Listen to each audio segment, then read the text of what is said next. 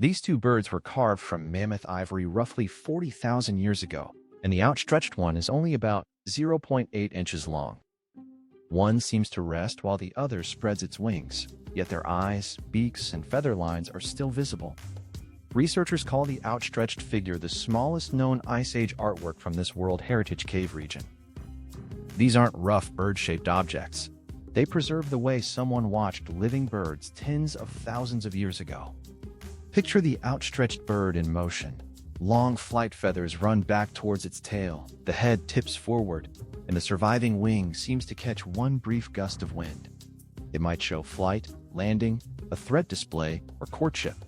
The honest answer is that we can't freeze one brief pose and know exactly what the carver meant. The second bird feels different. Its body sits low, its eye is prominent, and it may be resting or brooding over eggs. That pose gives us the first real clue to a possible species.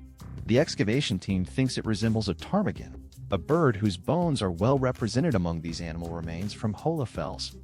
The outstretched figure could also be a ptarmigan, but a grouse or even a bird of prey remains possible.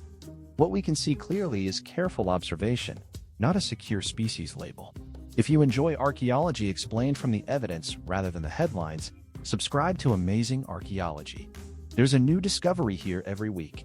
Hohle Fels lies in the Swabian Jura of southwestern Germany, in a landscape of limestone caves that became home to some of the earliest known figurative art. Modern humans were living here during the Archaeology period, when these carvings were made. That unfamiliar name simply describes an early Upper Paleolithic culture in Europe, not one single tribe or people. The birds were recovered during the 2025 excavation in the same archaeological layer and about 4 foot 11 inches apart. That makes a connection between them tempting, especially when both are so small and carefully worked.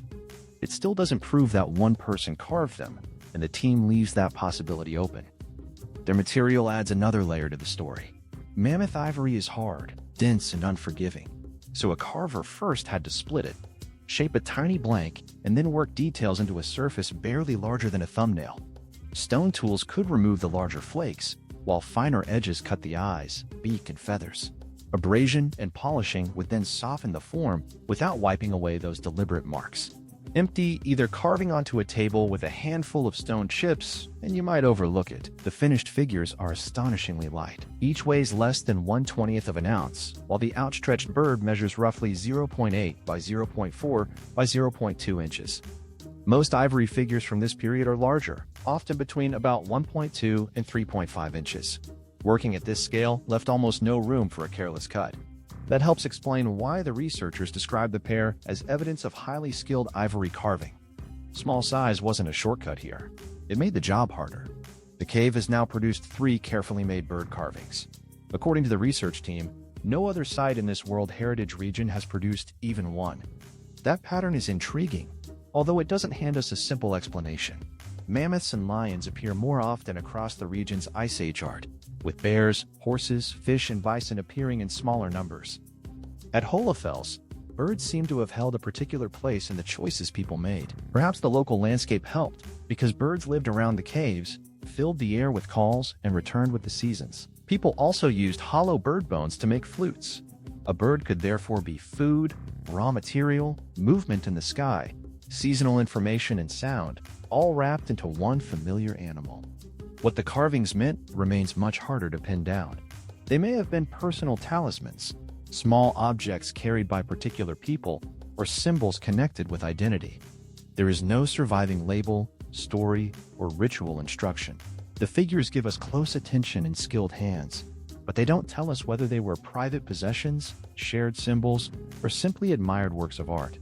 What they do show is that miniature art wasn't an afterthought. Someone chose difficult material, worked at a scale where one slip could ruin the whole form, and still made room for an eye and individual feathers.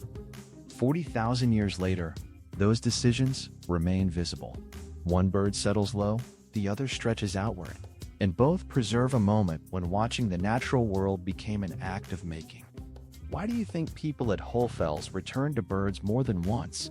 Careful observation, group identity, storytelling, or something more personal? Tell me below. And if you'd like another ancient cave object whose meaning is still being debated, Watch the cave mask mystery next. It's on screen now.